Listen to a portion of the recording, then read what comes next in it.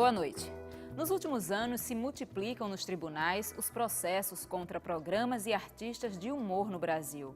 São inúmeras as celebridades, políticos e outros grupos sociais que apelaram à justiça depois de se sentirem ofendidos por piadas que consideraram de mau gosto. Na França, recentemente, 2 irmãos muçulmanos recorreram às vias de fato para se vingar dos autores de charges que satirizavam o profeta Maomé e a religião muçulmana. Na ocasião, 12 pessoas foram assassinadas na redação do jornal Charlie Hebdo. O caso chocou e incendiou novamente a velha polêmica sobre a necessidade ou não de se impor limites ao humor. Afinal, vale tudo em nome de uma boa piada? Ou o respeito ao próximo deve ser praticado também no espetáculo cômico? Para discutir e opinar sobre essa questão, o programa de hoje convidou o Wesley Conde, que é promotor de justiça de defesa dos direitos humanos do Ministério Público de Pernambuco. Também está conosco o educador, ilustrador e designer João Lim. E, finalmente, completa o debate o cartunista Laílson de Holanda.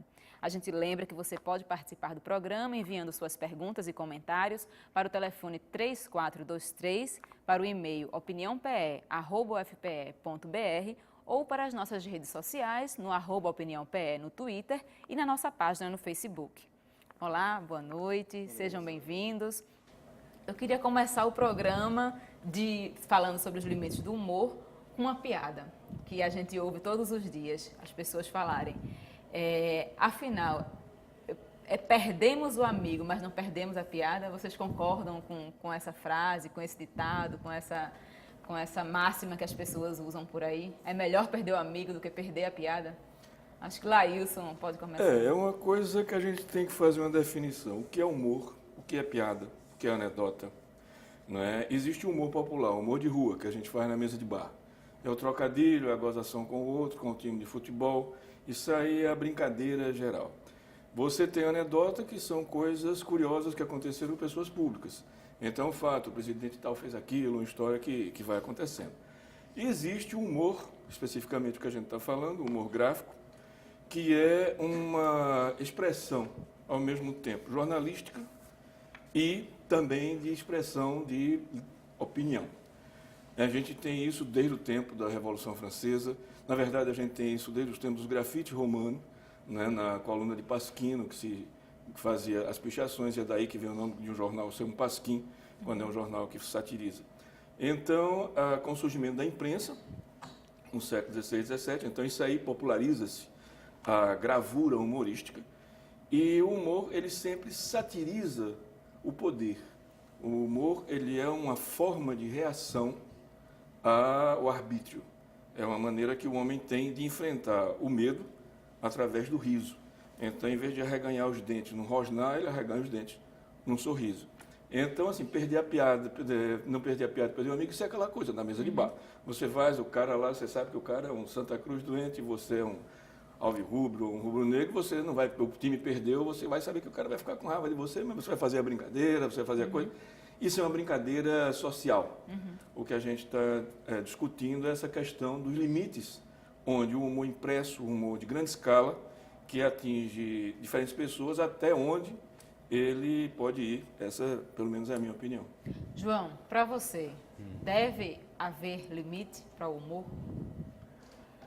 Então, eu acho o seguinte, que, na verdade, o humor, acho que não pode ser visto separado, né, dos contextos, né, das conjunturas sociais, econômicas, onde o artista de humor está inserido, né?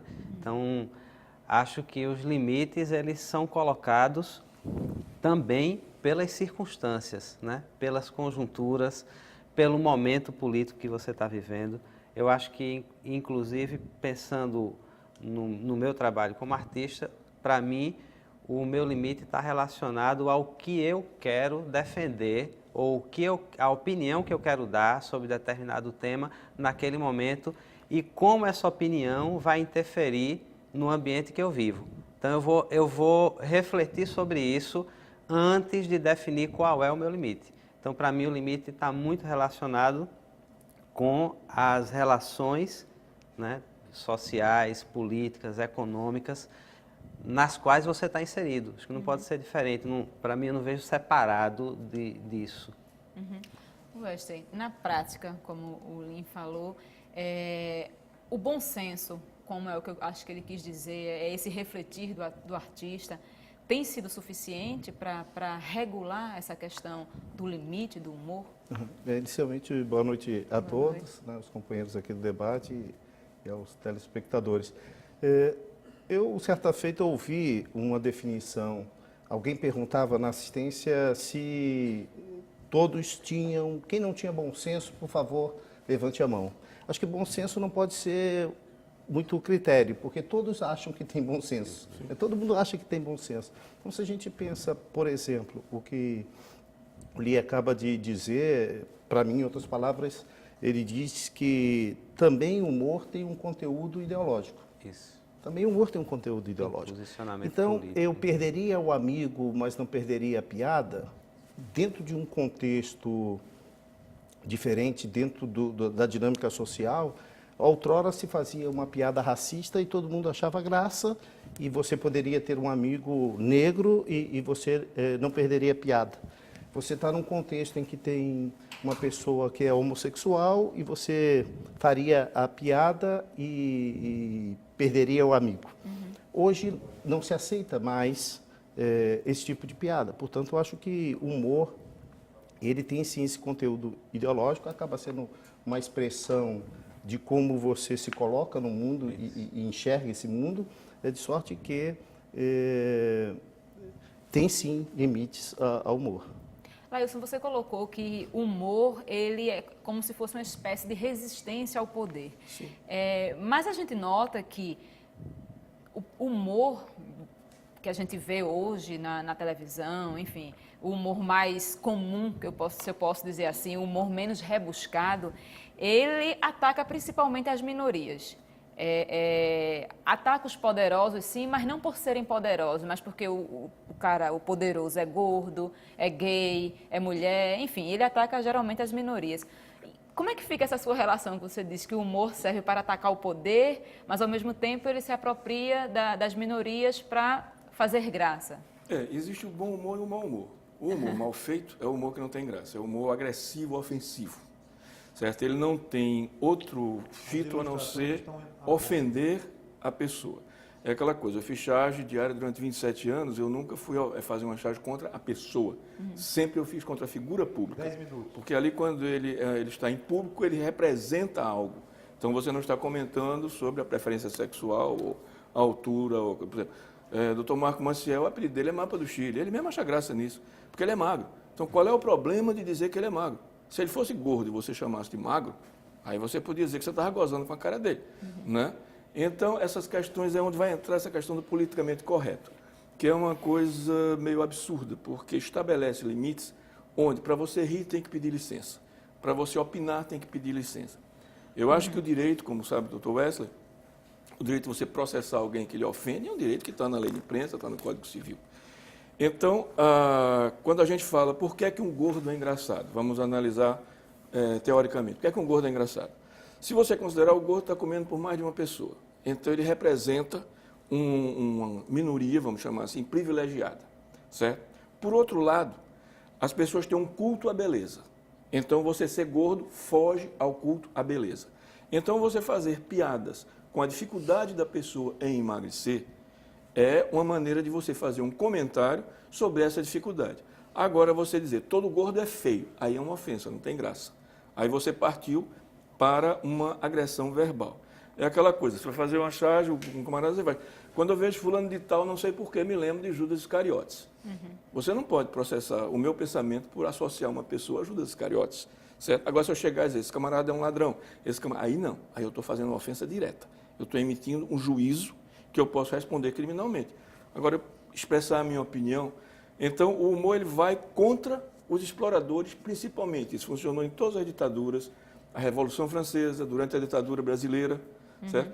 Em épocas como a nossa, onde temos instabilidade política, então o humor ele vai para o humor de costumes mais. E aí é onde começa a ocorrer essa coisa, o humor em cima da celebridade, o humor em cima de determinadas minorias. Então, é uma distorção do que seria a real função do humor. Agora, ele sempre será limitado pelo veículo que ele está publicando. O Charlie Hebdo era seu próprio veículo. Então, ele não impunha limites para quem trabalhava nele. Era a liberdade de opinião livre e completa. Aquele veículo permitia, outros veículos não vão permitir. Para mim, esse será o principal limitador que vai ter, onde você está publicando. João, essa questão do humor e o poder, como é que você enxerga? O humor é a forma de reação dos oprimidos ao opressor? Como é que você enxerga essa relação? Eu acho que, voltando àquela história, obviamente vai depender, o humor ele, como qualquer expressão, né, social, ele vai se posicionar. Então, talvez, eu acho que isso não é uma questão específica do humor, né? Agora, na medida que você é um artista de humor e você se expressa, aquilo pode, né, na verdade, reagir, né, a relações de poder de uma forma ou de outra. Por exemplo, pode reagir a relações de poder fortalecendo o opressor.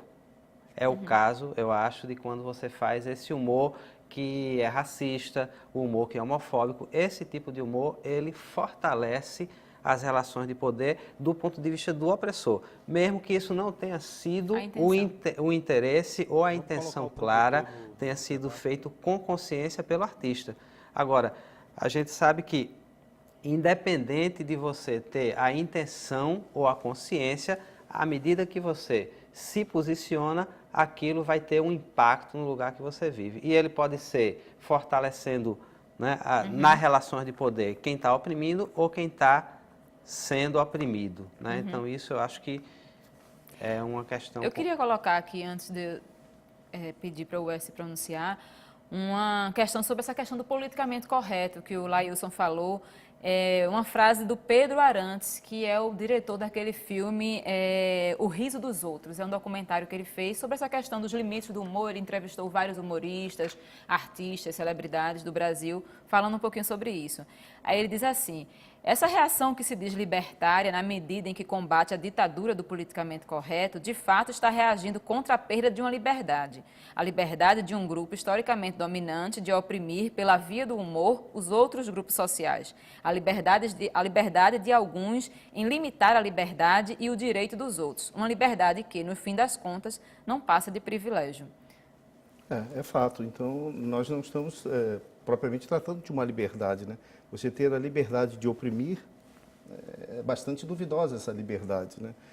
Quando a gente pensa que os meios de comunicação, notadamente televisivos e impressos, né, estão entregues, no contexto brasileiro, a determinadas famílias, né, quando, então, esse humor, a exemplo de outros temas, ele é pautado, quer dizer, o que deveria me fazer rir e achar graça, enfim, eu não tenho liberdade de escolha, porque é imposto pelos formatos desse programa do que eu devo, inclusive, rir, ele, nesse sentido, também, no meu ponto de vista, é opressor, né? Ele é opressor, porque se a charge, se a piada vai toda voltada para uma crítica ao governo, ou insistir em cima de um tema de duvidosa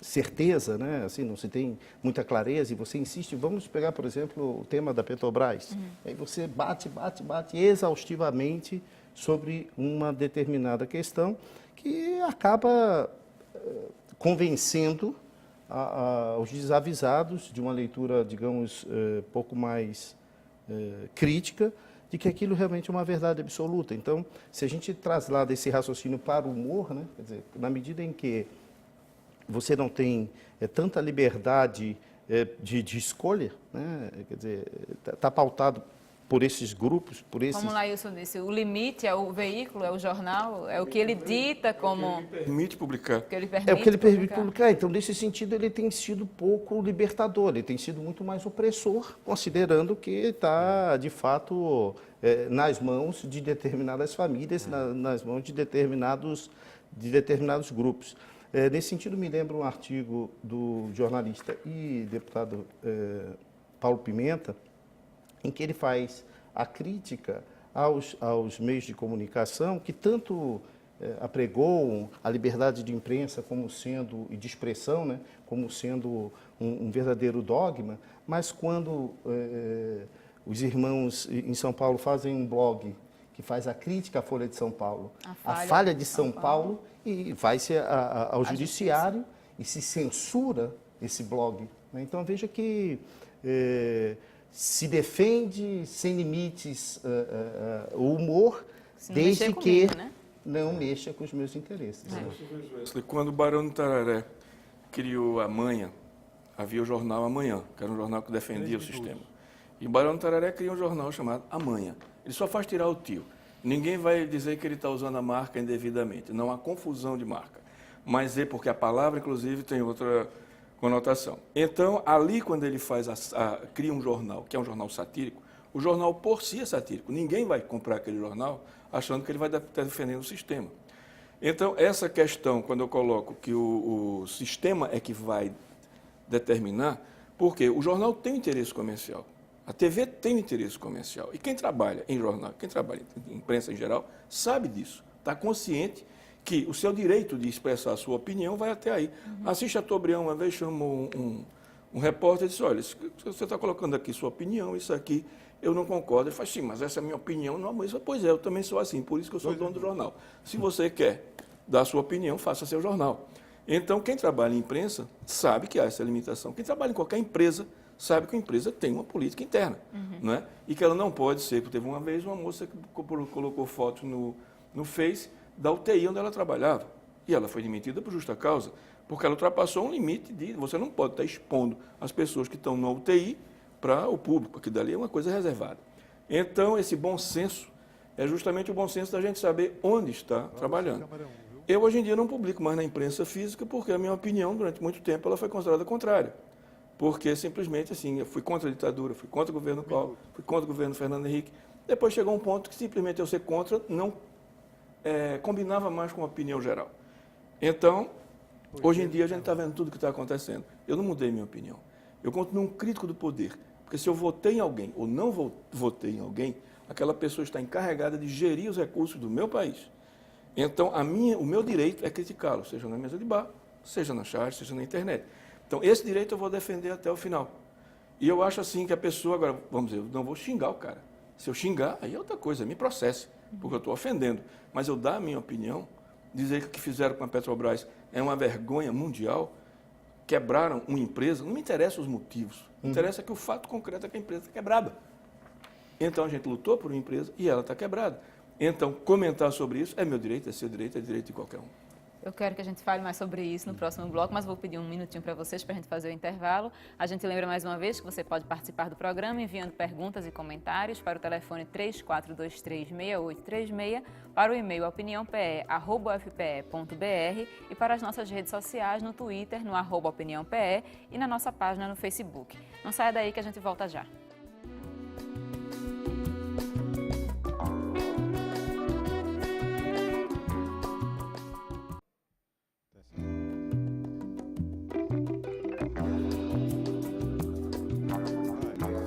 A Opinião Pernambuco está de volta. Hoje discutimos os limites do humor. Para discutir e opinar sobre essa questão, nós convidamos o Wesley Conde, que é promotor de Justiça de Defesa dos Direitos Humanos do Ministério Público de Pernambuco. Também está conosco o educador, ilustrador e designer João Lim. Finalmente completa o nosso debate o cartunista Laílson de Holanda. A gente lembra de novo que você pode participar do programa enviando perguntas e comentários para o telefone 34236836, para o e-mail opiniãope@ufpe.br e para as nossas redes sociais no Twitter e no Facebook. Os humoristas têm licença maior do que quem fala sério?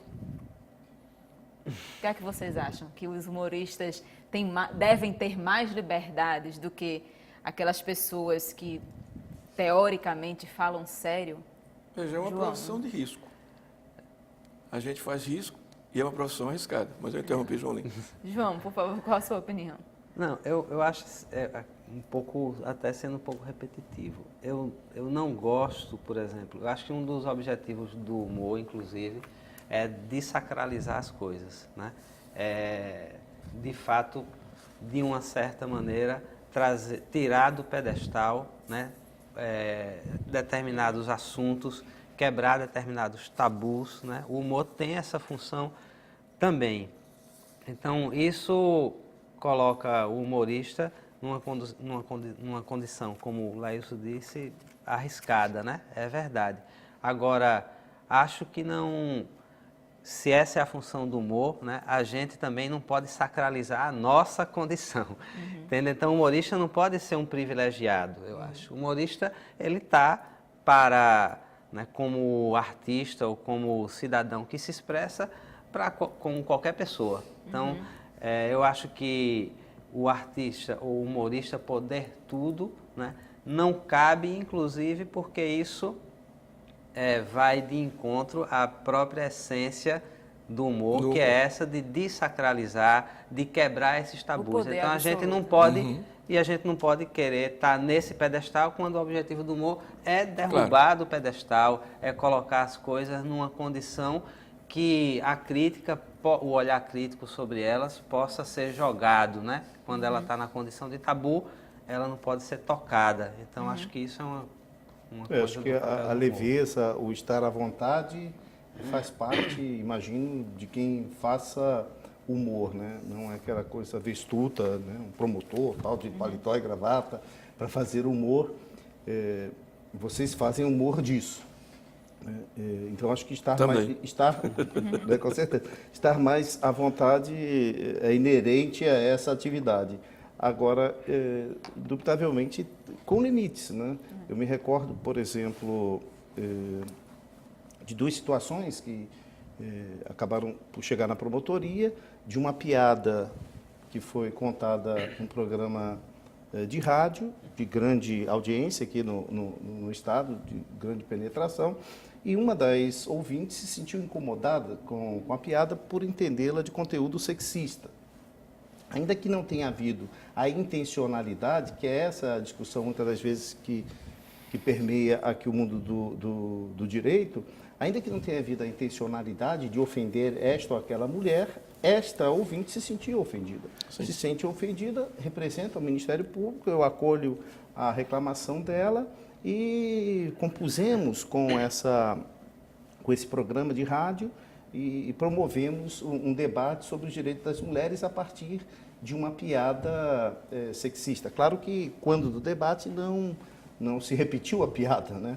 Mas aproveitamos aquela oportunidade para, enfim, discutir os direitos das mulheres e tal. Isso foi uma única ouvinte, num conjunto de quantas mulheres no estado de Pernambuco. O senhor considera hoje a via jurídica como suficiente e eficiente para lidar com esses limites, apenas a via jurídica? Porque hoje, na lei, não tem nada que limite o humor, enfim, não temos limite para isso. O senhor considera que o tratamento posterior para os ofendidos é hoje suficiente e eficiente? Na verdade, o tratamento ele tem que ser sempre a posteriori. Acho que o tratamento, um juízo a priorístico, representaria restabelecer a censura. Então, ele tem que ser sempre um juízo a posteriori. Né? Quer dizer, aquele ou aqueles que se sentiram ofendidos podem recorrer à via judicial para uma eventual reparação pelo dano que sofreu. Isso. Agora, se a via judicial é sempre a melhor via ou a única via, claro que não é sempre a melhor via e não é a única via. Eu me referi há pouco a uma composição no âmbito do Ministério Público, portanto, não chegamos sequer à via judicial. Outra feita aconteceu a mesma coisa, uma piada racista, igualmente compusemos e num programa dessa mesma rádio foi-se lá e se discutiu os direitos da população. Agora, permite interromper, uma coisa que eu acho interessante também observar é o seguinte, que os instrumentos democráticos que a gente tem hoje, eles foram também frutos né, de lutas de grupos que brigaram para ter o direito, por exemplo, de discutir, de contestar, por exemplo, o racismo nos meios de comunicação, o racismo institucional, né, o racismo na mesa de bar. Né? Eu acho que é interessante ver também que esses recursos legais, eles não caíram do céu, né? Claro. Eles são frutos de atuações, de posicionamentos dos cidadãos, dos grupos organizados, dos movimentos sociais, diante de questões que, por exemplo, se perpetuavam, como a questão do racismo, e se perpetuam até hoje, né? E que era necessário que se tomasse também alguma posição para que isso não vire, né, agora aproveitando o trocadilho, uma piada, né? Entendeu? Isso não pode virar uma piada. Eu acho que o racismo não pode ser piada. Mas veja, essa questão é uma questão delicada. Eu, pelas contingências da vida, eu fui bolsista estrangeiro e eu estudei no sul dos Estados Unidos em 1970, 71. Até 1969, negros e brancos eram segregados. Negros estudavam na escola, brancos estudavam noutra. No ano que eu fui lá, foi a primeira vez que havia classes racialmente integradas. E eu fiz parte disso. Eu nem era branco, porque para um branco americano eu era muito escuro para ser branco. Nem era negro, porque para os negros americanos eu era muito claro. Então, há uma diferença muito grande entre segregação, discriminação, certo, e racismo. Um sueco é completamente diferente do japonês. Você não vai chegar e dizer, agora, em termos de raça, só existe uma, a raça humana. Certo? Se ela é mais clara, mais escura, mais alta, mais baixa, isso não vem ao caso. Agora, é claro que culturas que oprimiram outras e que têm medo que aquela cultura oprimida avance, que o negro tenha um filho com a filha do senhor da Casa Grande, claro que ele vai procurar limitar aquilo dali. Isso aí são mecanismos de opressão. Então, quando a gente aqui fala dessa questão de racismo, a gente tem que deixar claro, uma questão é a segregação. É você dizer, eu não contrato negros, eu não contrato judeus, eu não contrato palestinos. Então, isso é segregação. Eu não contrato homossexuais, certo? Então, você está segregando, está discriminando completamente uma categoria por razões étnicas ou razões de crença. Isso a Constituição proíbe. Agora, eu acho que a segregação não é a única expressão do racismo. Inclusive, no Brasil, você falou de um exemplo dos Estados Unidos, onde o racismo ele tem diferente. uma configuração diferente da nossa, né? No Brasil, né, a gente tem um tipo de uma maneira de lidar com o racismo que é o velado. Então, por exemplo, se a gente for esperar Que é mais perverso, que situações se configurem como a segregação para que a gente possa combater o racismo, a gente não vai combater o racismo no Brasil, porque ele não se expressa dessa forma aqui. Agora se expressa de inúmeras outras formas Com a falácia veladas. da própria democracia racial. Mas que Não houve atinge- segregação, uma aparente democracia racial que, na verdade, no meu ponto de vista, acaba sendo mais perversa do que aquela Eu que também acho. segrega, porque ele Eu deixa... acho mais fácil lidar com o racismo, ele quando é claro, explícito, como, por exemplo, em alguns momentos, né, nos Estados Unidos e em outros países, do que aqui, quando a gente vive sempre esse mito e essa ilusão de que não, a gente não é racista. Então, Não, uma nós somos piadinha de racistas. racismo não faz nós somos mal racistas. nenhum, né? Agora, a discriminação aqui ela é social.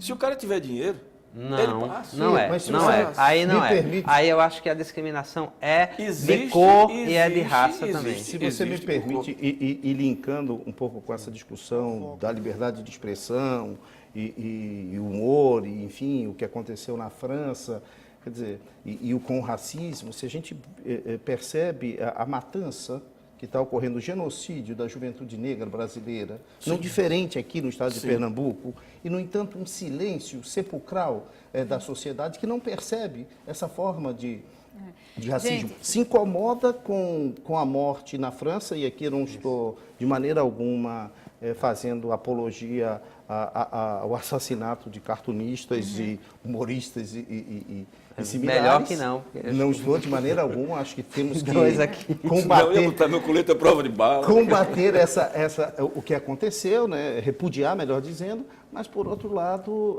essa sociedade, e especificamente a nossa, que não se choca, não fica barbarizada. É a indignação seletiva, né? Uma indignação Mas eu Indignação queria seletiva, pedir você um agora usou minutinho bem. para vocês, porque a gente está caminhando já para outro tema, que é o racismo. Eu queria trazê-los de volta. Eu queria começar falando um pouquinho das charges do Laílson. A gente tem algumas, eu não sei se a produção já pode colocar no ar, com relação à questão do Charlie Hebdo. Você até colocou no seu Facebook, eu tirei um trechinho aqui, se a gente já puder ir mostrando as charges. Você disse, a revista francesa Charlie Hebdo foi vítima hoje de um atentado covarde e cruel. Está no ar aí as charges. Eu acho que você pode ir comentando, na verdade, primeiro as charges. Você fez essas charges em outro momento, não foi com relação... Essa aí que está aparecendo foi justamente quando teve aquela questão das charges contra o Maomé. Que não eram contra o Maomé. um autor infantil queria ilustrar um livro onde Maomé era motivo, era tema, e não pôde porque era proibido usar isso. Muito bem, dentro da cultura islâmica, eu acho que eles têm todo direito. Como um judeu nunca vai colocar imagens, ou um protestante também não, um evangélico. Né? Já um católico põe. Então, são questões que vão Vamos nessa. passar a outra. Então, eu coloquei ali o muçulmano saindo e estou eu na prancheta, e ele dizendo que eu sou um infiel, bárbaro, e que mereço a morte, porque eu estou fazendo charge com o profeta. A próxima. A próxima charge é justamente a mesma coisa. É o lápis no cadafalso. Ou seja, o lápis é uma arma de destruição em massa, considerada por eles. Por quê? Porque o lápis está carregado de opinião. Então, quando você, dentro de uma cultura que cerceia, veja bem, não estou falando nada contra o Islã. Estou falando contra determinados regimes políticos e contra determinados grupos sectários. O islamismo eu respeito como eu respeito o budismo, o cristianismo ou qualquer outra religião. O próximo. A próxima é justamente o que define isso. Está o Essa é a Islã última, viu, André? prisioneiro, como se fosse um Gulliver com os liliputianos. Os terroristas estão dando um problema para o Islã. Matam mais muçulmanos do que outra coisa. E existe morte de judeus também, ninguém fala sobre isso. Certo? Então a gente tem N coisas acontecendo no mundo, como disse Wesley. A gente aqui tem jovens morrendo, mas morrendo por quê? Porque a violência nacional, a pobreza, as condições sociais levam ao crime, levam à violência. Né? No caso ali, a gente tem o problema do Islã estar refém de um grupo que quer impor a sua verdade através de uma ação terrorista. Isso é uma questão diferente, não é a questão dele ser muçulmano. Ô, Lailson, mas A você Inquisição considera usava o que o cristianismo. Charlie Hebdo, em particular, ele tratava e trata de forma semelhante, como você disse, ele satiriza realmente com todo mundo? Porque, assim, eu andei lendo, por exemplo, que um dos chargistas do jornal fez uma charge satirizando a questão do filho do presidente da França ter se convertido ao judaísmo. E esse chargista foi processado, foi obrigado pelo jornal a se retratar publicamente. Como ele se recusou, o jornal demitiu. E aí a gente volta de novo para aquela questão de que seria o limite do humor, um limite financeiro, um limite de que fazer a piada contra o filho do presidente não pode, mas contra o profeta de uma outra religião pode. Como é que vocês entendem Se a isso? mesquita, se o grande ayatollah francês chegasse e fizesse um processo contra o Charlie Hebdo, e o Charlie Hebdo tinha N processo em cima, certo? Porque a imprensa francesa, ela sempre foi anticlerical. Voltaire dizia, só haverá paz quando o último papa foi enforcado nas tripas do último padre, certo? Então, assim, eles sempre foram anticlericais. Não é nada novo isso, na França, serem contra. Por quê? A igreja é quem coroava os reis. O papado é quem dava o poder aos reis. Então, por que a Rússia ficou antirreligiosa, anticatólica? Porque a igreja ortodoxa da Rússia era quem apoiava o czar. Então, a gente tem que ver essa diferença entre o que são grupos, o que são seitas, o que são religiões, e o que são grupos terroristas que se valem. As cruzadas não eram um grupo terrorista, era uma ação da igreja mesmo. A Inquisição era uma ação da igreja mesmo. E era terrorismo. Torturava, matava, por opinião. Né? Então, assim, era tão cruel quanto essa. Era uma violência de Estado, do Estado católico, o Estado papal. No caso aí, não, é um grupo que se arvora, o Estado Islâmico, o ISIS, tem o Boko Haram, que sequestra e estupra jovens, certo? Isso é de uma violência total. Né? Então, denunciar essas coisas, falar essas coisas, é dever de toda a imprensa, é dever de todo cidadão livre, e o humor tem que fazer isso, os humoristas têm que fazer isso com graça. Fazer só denúncia violenta não tem graça. Mas agora eu queria me perguntar. Eu acho que tem que falar dessa atividade. Eu acho que é muito... Tem charges de Maomé com uma estrela enfiada. Porque... Assim, eu pergunto, para que serve? Assim, é assim que se trata? Não, eu acho que tem questões que são até mais complexas mesmo. Não vamos pegar a coisa tão... Mas, por exemplo, isso que aconteceu lá não está relacionado diretamente e unicamente ao fato do jornal ou dos cartunistas terem feito uma caricatura, uma charge. Não é. Não é, porque a gente sabe do histórico das relações de poder que se deram e que se dão, né, entre a França e os países que a França colonizou.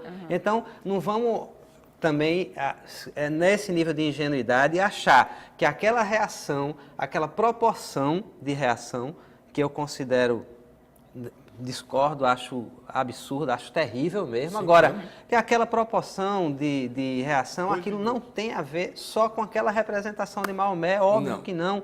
Aqui isso tem a ver com um histórico de opressão vivido, né, pelo Oriente Médio, vivido e pelas colônias francesas. Tem a ver com isso. Tem a ver com a relação, né, as relações de poder, tem a ver com as questões geopolíticas, né? Então não é tão simples assim. Então fazer essa... Como também não foram os dois irmãos que assassinaram, assim, objetivamente, né? Foram os dois irmãos. Agora, o que é que está por trás disso? Por trás disso tem todo um histórico, né, de relações de poder que vão se dando através dos tempos e que vão gerando esse tipo de violência também. Então a gente tem que lidar com isso também. Se a gente ficar olhando só para o sintoma do negócio, a gente vai simplesmente crucificar um lado ou vai... Eu acho que se a gente quer mesmo discutir o problema a fundo, a gente tem que olhar para a questão e sua complexidade, não simplificar. E nessa mesma França, em que está se então defendendo toda a liberdade de expressão, talvez até sem limites, por assim dizer, é essa mesma França que impõe às mulheres muçulmanas a proibição de usar o véu. Portanto, que coloca os grupos muçulmanos praticamente em guetos dentro da França, né, vivendo numa condição que é quase de privação dentro do... Então tem um monte de coisas que são... Isso é segregação. Exatamente. Agora, eu te pergunto, esse posicionamento do jornal, esse jeito de falar, você viu isso expresso em alguma charge? É essa opressão que sofrem os muçulmanos dentro da França. E eu não estou aqui defendendo terrorismo, não estou defendendo o assassinato das pessoas que estavam lá. Independente de estarem equivocadas, dando sua opinião porque acreditavam naquilo, João, tá? Agora, isso tem consequências. Remete àquilo que eu tinha colocado do início do conteúdo ideológico do humor. Quer dizer, ele está a serviço de uma determinada verdade. Né? Quer dizer, agora quando se recrudesce toda a islamofobia, por tabela vem toda uma política xenofóbica de direita, né, contra os eu migrantes. Eu vou precisar lhe interromper, me desculpe, mas eu prometo que no próximo bloco o senhor começa falando disso, que eu acho que esse tema tem pano para manga e a gente pode discutir mais. Eu vou pedir mais um minutinho para vocês, a gente vai para um rápido intervalo e volta daqui a pouco.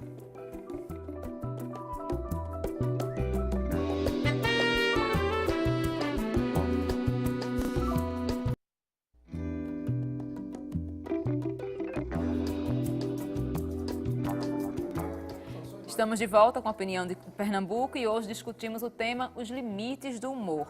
Bom, no último bloco a discussão estava bem polêmica, o doutor estava falando da questão do Charlie Hebdo, da questão da França. Acho que se o senhor quiser completar o pensamento. O fato é que, na realidade, existe sim, no meu ponto de vista, limites ao humor. E pensando no nosso contexto, na nossa realidade, esses limites são impostos não só pela Constituição Federal, que ao mesmo tempo que assegura a liberdade de expressão e em todas as formas, inclusive a artística, também estabelece limite a essa liberdade de expressão. De igual maneira, o Brasil faz parte, incorporou no seu ordenamento tratados em matéria de direitos humanos, a Convenção Americana de Direitos Humanos, o Pacto Internacional de Direitos Civis e Políticos, e todos esses instrumentos internacionais preveem a liberdade de expressão, mas, ao mesmo tempo, limitam essa liberdade de expressão desde que ela não atinja a honra, a dignidade de pessoas e grupos, né? Quer dizer, como não pensar, por exemplo, a necessidade de se proteger crianças e adolescentes, né, de determinados conteúdos.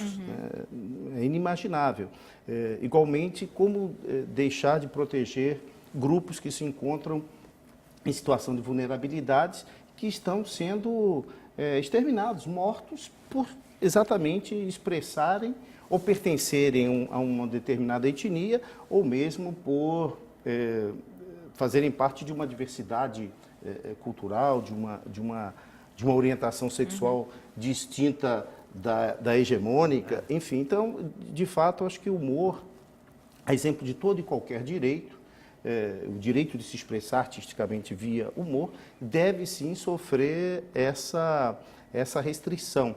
E no caso específico da França, a mim me pareceu uma afronta ao direito, à liberdade religiosa do povo muçulmano. Né? E essa seletividade que nós falávamos no bloco anterior, né? Quer dizer, não se tem... Porque se dissesse, não, é democraticamente dirigido o humor para todo e qualquer grupo, aí você poderia Mas até eles ponderar. eles botaram o Pai, o Filho e o Espírito Santo fazendo homenagem a Troá. Eles não respeitam nada. Mas tiraram a charge que Aí foi uma brincava questão com de o filho do justiça, presidente. a justiça né? obrigou. Agora também tem uma Mas a questão de justiça justiça, francesa negou, quando se buscou a justiça francesa para proibir que existisse. Mas a justiça não obrigou eles a demitirem o Não, chargista. mas como E o cara quando não se ia se fez- retratar, eles demitiram. E quando se fez charge Empresa. Como com eu disse, o conteúdo, limite é a empresa. com conteúdo antissemita, também... Sim. Eu queria Eles são mostrar contra tudo. mais 3 charges de Laílson com relação a essa questão de o limite é a empresa. Eu acho que essas 3 charges, não sei se a produção já está com elas aí, falam um pouquinho dessa questão de que você fala de que já foi censurado pelas empresas em que você trabalhava. Essa é engraçada. Isso foi quando terminou a Constituinte. Então eu botei o Ulisses Guimarães, assim, o uísque depois fumando um cigarrinho, e a Constituinte plenamente realizada com ele na cama. Né? Então eu acho que realmente é uma cena quando a gente acaba e cumpre o prazer de ter feito uma nova vida, como foi o caso da nova Constituição. A próxima. Eu botei ele. Essa aí foi engraçada, essa foi censurada, porque tinha acontecido o debate, Cadoca era o candidato do sistema, e todo mundo foi em cima dele. Ele era o alvo do debate. E consideraram que eu estava fazendo campanha a favor de Cadoca. Na verdade, eu estava simplesmente dizendo que ele foi o alvo do debate. Todos os colunistas escreveram a mesma coisa. Mas a contundência do desenho, que é de mais fácil acesso, incomodou. E a partir daí começou todo um problema em relação à minha expressão de opinião. A próxima. Aí já foi quando já estava começando toda essa sujeira que vem caminhando até hoje. São as charges que incomodou muita gente, ela já não estava mais com o direito de publicar na imprensa por conta desse tipo de opinião na época. Eu acho que o Lean tem um tipo de desenho, eu não sou especialista, não sei definir o que é design, o que é charge, o que é caricatura, mas eu percebi que as suas obras, elas falam talvez de maneira diferente, não é isso? Você fala um pouquinho aí sobre o seu trabalho, daqui a pouco a gente mostra também. Isso que você até chegou a perguntar, assim, quando a gente estava conversando aqui, se era necessário fazer um humor tão explícito, né? Eu nem queria responder se é necessário ou se não é. Eu acho que tem artistas que se expressam de forma explícita, outros não, né? Eu gosto do humor mais sutil. Eu gosto do humor que ele vai trazer a reflexão de forma mais subliminar, né? De forma que você vai lidar com ela não com aquela clareza e com aquela explícito, né? De forma explícita, como, por exemplo, é mais comum na charge. Charge Né? é assim. Então, eu não sou um chargista, eu sou um cartunista, mais né? poético. Faço esse tipo de...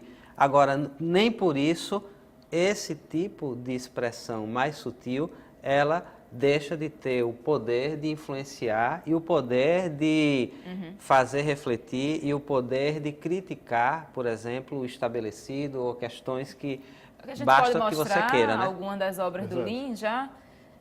Vamos olhar, o Lean pode comentar algumas das obras que a gente separou.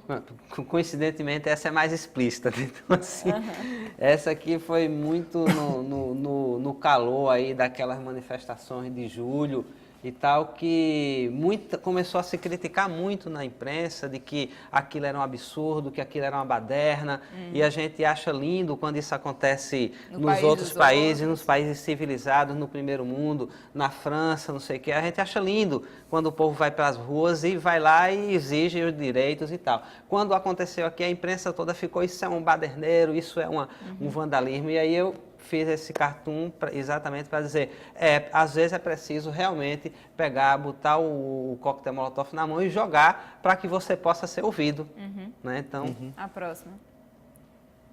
Essa é bem mais sutil, né? Tem a ver mesmo com uma questão muito forte hoje, que é essa coisa do direito à cidade, né? Então, a opressão da construção, que na verdade ela reflete uma opressão econômica, né? Então, são as populações, né, das comunidades populares sendo, na verdade, oprimidas pelo poder econômico da classe média, das elites e tal. Próxima. E essa tem a ver muito com a coisa da comunicação, né? Esse estado passivo no qual a gente ficou durante muito tempo diante de alguns veículos de comunicação, que eu acho que isso, inclusive, está se modificando, eu acho que com a internet, com essa possibilidade de você reagir, interagir com a informação de outra forma, sendo mais autor, né? Todo mundo hoje tem uma TV na mão, tem um rádio na mão, tem um jornal na mão. Eu quero colocar aqui uma frase que eu li num texto do Joel Pinheiro, eu não me lembro em que veículo ele publicou, mas eu achei bem polêmico, eu queria trazer para vocês. Ele diz que a ofensa de mau gosto também tem função social. Não é só porque se é minoria que se é intocável. Sim. Nem mesmo as vítimas são santas e nenhuma vítima é apenas vítima. Doutor West, o senhor, o homem da lei, o que o senhor acha dessa... Eu só ressinto não ter nada para exibir. Você mostrar uma petição, uma ação que eu propus. Olha, esteticamente é bastante feia, eu reconheço. Veja, eu concordo em parte com esse raciocínio, né? Quando ele não isenta e não coloca na condição exclusiva de vítima as minorias. Eu acho que não é pelo fato de você ser negro ou ser homossexual ou ter uma deficiência física, enfim, você ser mulher, que você está protegida de toda e qualquer crítica. Não, porque você pode ser um homossexual sem escrúpulos, sem éticas e ser merecedor dessa crítica por não ter ética, mas não por ser homossexual. Sim. Por ser mulher, não toda mulher, então, é uma mulher respeitável, não, se você também é uma pessoa desonesta, merece ser criticada por essa condição. Igualmente uma pessoa com deficiência, porque está na cadeira de rodas, um coitadinho. Não, ele pode ser um pilantra numa cadeira de rodas. Sim. Portanto, eu concordo em parte, mas naquilo que a pessoa representa a minoria, né, num conceito, digamos, mais nosso, né? Porque no conceito, digamos, internacional, a minoria, na verdade, são minorias étnicas, linguísticas e religiosas. Aqui a gente tem uma minoria, grupo... que na verdade tem uns que são maioria, tem mais mulher que homem no Brasil. Exatamente. Mas, enfim, no que se convenciona... Exatamente, no que se convenciona chamar aqui de minorias... Que tem menos voz, menos poder, talvez, né? Minoria política, né? Minoria de poder, né? Nessa condição, aí sim, eu acho que não cabe serem vilipendiadas por pertencerem a essas minorias. Sim. João, você vê diferença, você vê limites entre sátira e insulto, ataque e crítica? E se você vê, qual seria esse limite? Não, eu acho que talvez seja um negócio que nem tenha que se refletir muito, né? Eu acho que, de fato, você pode, até como eu falei, você pode fazer uma sátira, você pode fazer uma charge, você pode fazer um cartoon, né? Que ele vai satirizar, porque no caso, o sentido da sátira, nesse caso, é de fazer a crítica, né? De colocar, por exemplo, em condição, né, de ser criticado aquele tema. Então, isso é satirizar. Isso, atacar é outra coisa, né? Agora, ao mesmo tempo, uma sátira, ela pode atacar, né? E eu acho que aí não é nem esse o problema exatamente. Na verdade, você está atacando isso. Você não pode, eu concordo, você não pode atacar uma minoria negra porque ela é negra. Aí sim, isso... discriminação. Isso é discriminação. Isso você está, e na verdade você está contribuindo para que aquela condição de injustiça continue. Então eu acho que ataque, a sátira ou o ataque, né, ele não pode perpetuar essa situação, né, de injustiça, seja ela qual for. Agora eu acho que o ataque, como eu falei, o ataque você pode ir para a rua, né, com o coquetel Molotov na mão para atacar, né, o poder estabelecido, a lei, a ditadura, seja o que for, e pode ser necessário fazer isso. Laílson, nas suas charges, qual é o limite entre a sátira e o insulto? Olha, eu nunca insultei ninguém. Eu acho que o insulto Como é que você trabalha, assim, na sua cabeça, entre você acha que aquele trabalho que você fez, ele satiriza, mas não insulta? Ele procura criar uma situação onde a sua reflexão vai fazer você pensar sobre o assunto. Por exemplo, outro dia eu dei num debate, eu falei uma coisa que é óbvia. Se eu fizer uma banda chamada Raça Branca, todo mundo louro dos olhos azuis, essa banda vai ser chamada de nazista, de ariana. Se eu fizer uma banda chamada Raça Negra, ela é um sucesso de vendas. Porque as palavras têm a conotação que você atribui a elas. Palavras são apenas palavras. Bicha, em português brasileiro, é uma ofensa. Bicha, em português de Portugal, é simplesmente uma fila de gente. Não é? A gente brincava aquele jogo, aquele fogo de São João, bicha de rodeio, ninguém nunca imaginou que é simplesmente uma fila tão grande que a rodeia. Mas a gente vive no Brasil, né? Sim, Então, estou você falando de usa essa linguagens. expressão, Sim, estou falando de linguagens. Então, no caso, a gente, quando parte para a ofensa, né, meu genro é negro, minha neta é negra, certo? Ela é linda. Então, se ela fosse japonesa, também seria linda, é minha neta. Certo? Se ela fosse loura, se ela fosse... Qual é a diferença que isso faz? Nenhuma. Agora, no momento em que você nega um emprego, você nega acesso, você paga menos, aí são direitos que estão sendo restritos.